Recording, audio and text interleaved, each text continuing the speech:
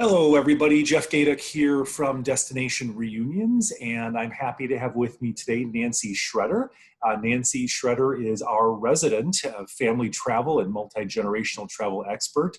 She has over 20 years of experience in the industry, working for a variety of publications, speaking engagements, podcasts, just really has a great handle on the family travel market. So, Nancy, I wanted to bring you on today and talk a little family travel. It's great to be here with you, Jeff. Awesome. So certainly throughout COVID, family travel has been the one bright spot for the travel industry. Destination-wise, what are some of the current trends that you're seeing in the family travel market? Well, certainly road trips are absolutely king this year, and that's something that families are doing. They're heading off to beaches, quiet beaches, places that they can enjoy, to lakes, to mountain getaways, and then just enjoying the great outdoors and nature in state and national parks. People really want to be outdoors, enjoying each other and making those kinds of memories together. So those are the places that are really king right now. So not too much of a recession going on in some of those areas, at least Well, travel-wise. no, I'll tell you that the Outer Banks are absolutely slammed this year. Certainly, the Netflix show didn't hurt them either.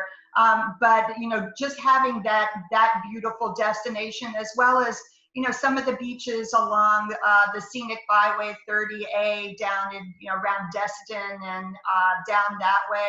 They're doing incredibly well too. A lot of the national parks are doing incredibly well, and then great mountain destinations too. So how would you say that families are experiencing these destinations? Is it typical travel, or are there some new twists that COVID's brought on? Well, I think families are looking at the safest possible way to do this. And they definitely want to take a family vacation. It's very important to them. And those that feel that now is the right time to travel and they feel that it's safe enough to go are looking at things like camping trips, glamping, glamorous camping. Certainly RVs are having a field day. RV rentals are up stratospherically this year in addition, people are buying RVs and going that way. Vacation rentals through Airbnb and Vrbo are very big this year. Dude ranches are also doing very well because it's a great way for families to get outdoors in a small environment and really enjoy active adventures in the great outdoors. Some hotels and resorts that are really focusing on safety and being very transparent about how they're keeping their guests safe are doing incredibly well too. Boats and houseboats are a great way for people to go. And then also people are looking at and booking these customized small group family trips where they're going with multiple families or multi-generational trips where they can feel comfortable doing that if now is the right time to go. Would you say that that's the maybe typical or the trending family unit and the type of families that are traveling this summer? Is it still somewhat of a group endeavor, or is that somewhat subdued? No, I think that this idea of multiple families who have kids around the same age are getting together and saying, how can we have our own bubble here? How can we stay safe and go somewhere together? So they're planning this trip out as two families or three families, and doing their quarantining and their safety precautions in advance. A lot of times either doing a group trip or renting a vacation home together, and then specifying here's how we're going to keep each other safe. And it's really important for families, multiple families or multi-generational families, to talk about those procedures and agree on how they're going to keep each other safe. Because right now, it's not just about, how are we going to split the food costs and, how are we going to agree to that? You want to travel with people who have the same approach as you do and the same ideas of how to stay safe. And so that's very important. So that's what they're doing. They're planning this out together. They're booking something that they feel is going to be a safe and secure environment. They're making their plans together. if they're going to a vacation home rental, they're figuring on how they're going to bring their own food there, bringing their own sanitation, things for, even though it's COVID sanitized, a lot of people are doing their own sanitation as well. And then going a distance where perhaps they can just drive straight through and not have to make bathroom stops or do those kinds of things that they feel more comfortable with. If you're eliminating bathrooms, that's really tightening the geographical radius, Exactly. which a lot of, especially with kids, right? Exactly. However, I will say that porta potties are having their day. So, I'm hearing from families who are toting their own porta potty and their own sort of, environment that they can put up on, some place or whatever, and just do that there, and maybe a camping porta potty and bringing it with them in the car. Crazy. We're in the wrong business. Yeah.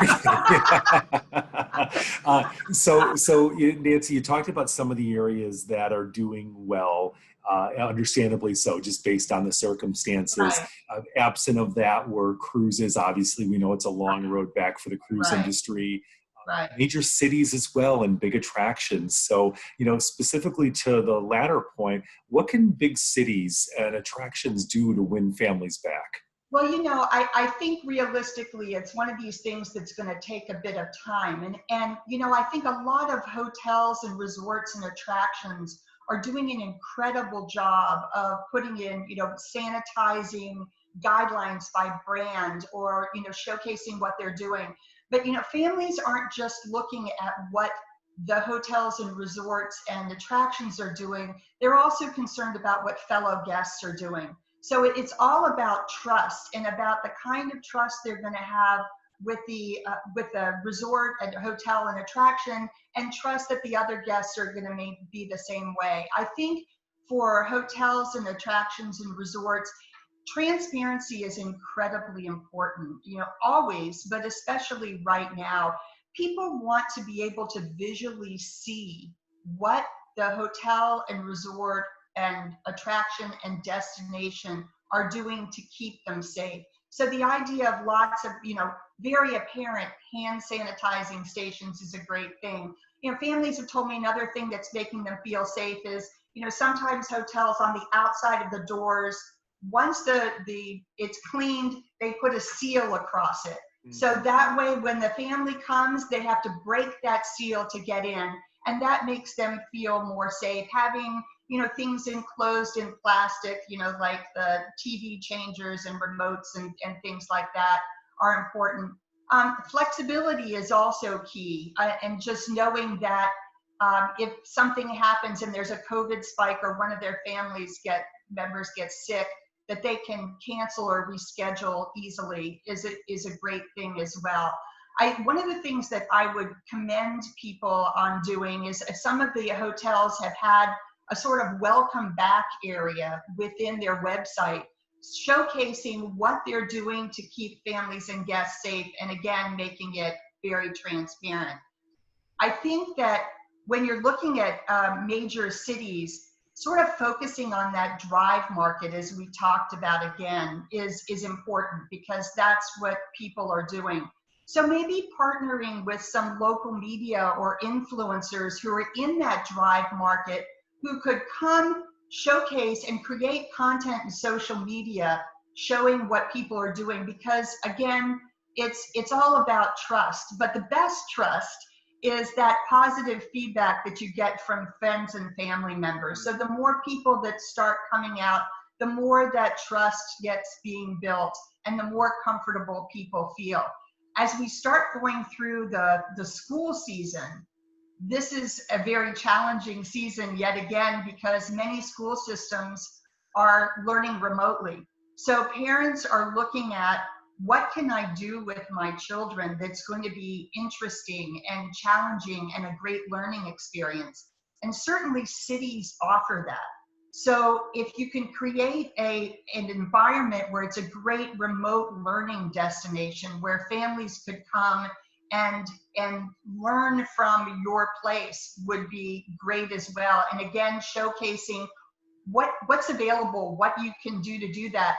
either in person, or if you need to start that way, virtually. You know, Airbnb is having a great field day with Airbnb experiences. Mhm. And as we move into the school season, there's more demand for those kinds of virtual experiences. And that's something that cities can create as well, Yeah, I either think that's themselves or however.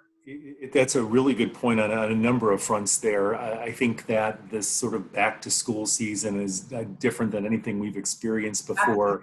There's various, stay here, work remotely if you're going to be working at home, or you can Right, work out of our business center or our right, hotel room, and right, bringing families along for that experience.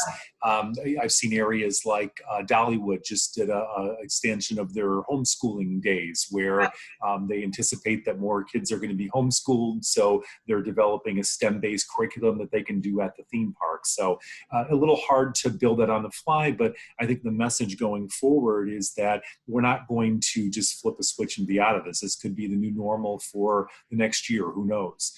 right, So putting those ideas in place makes a lot of sense. right, right.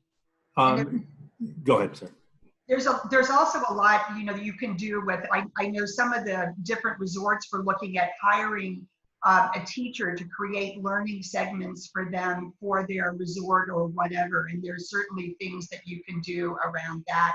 And Wyndham Resorts just came out with a program where people can sort of remote learn at their destinations as well.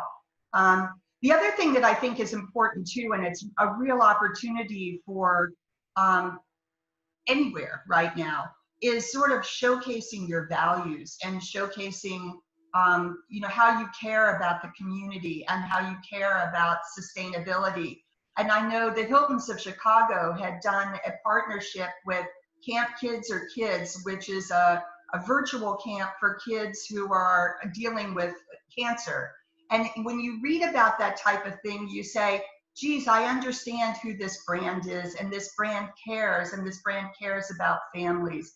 And that type of caring is important at any time, but certainly now. Yeah, and I think people want to support causes like that, whether that personally Absolutely. affects you or just understanding the commitment that Absolutely. they've made, because none of Right. that is easy.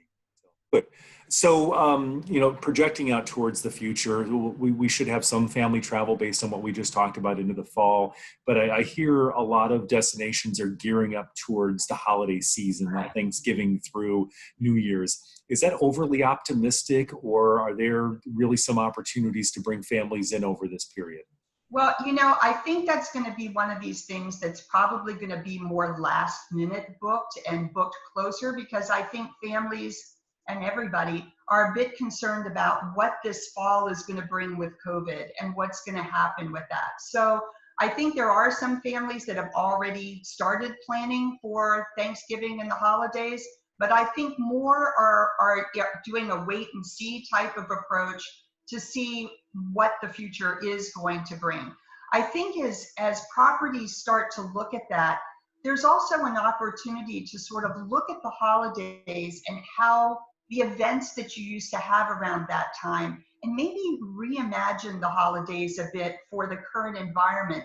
So maybe sort of look at those private, custom, exclusive types of experiences or events and say, if a family came here, how could we make this experience a little bit more festive, but also private, customized, maybe doing stuff in their room or suite or in their cabin or whatever. And also looking at virtual experiences, because again, there is going to be a drive for parents to be able to create these amazing holiday experiences. And who does it better, really, than people, you know, hotels, resorts, people in the travel business? They know how to do this. So Absolutely. I think there's an opportunity there too. With school age children, we're forced to travel over the holidays because there's not that many dates available through the school year. And to see some of the places that we've been to and the ingenuity that they've put Right, into the process, some of it individually, others group, right. there's a lot of think out there. And I think the encouraging sign that you just indicated is that if you haven't done that yet, it's not too late. It's not as though Oh, everybody's absolutely. made their plans for the winter. So Right. get your thinking caps on, get your marketing department together, and start pulling Oh, ideas together. absolutely. Absolutely. There is a lot of opportunity. It just depends on how things roll out. So I think families are looking at that and saying, let's wait and see, but boy, would we like to do that. Well, Nancy, I really appreciate your acumen today and the insight you have in the market. You really have your finger on the pulse of what's happening. Appreciate your contributions to the Destination Reunions platform, as well as all the other areas that you contribute around the globe. So keep up the great work, and let's keep families moving. Thank you so much. Great being with you, Jeff.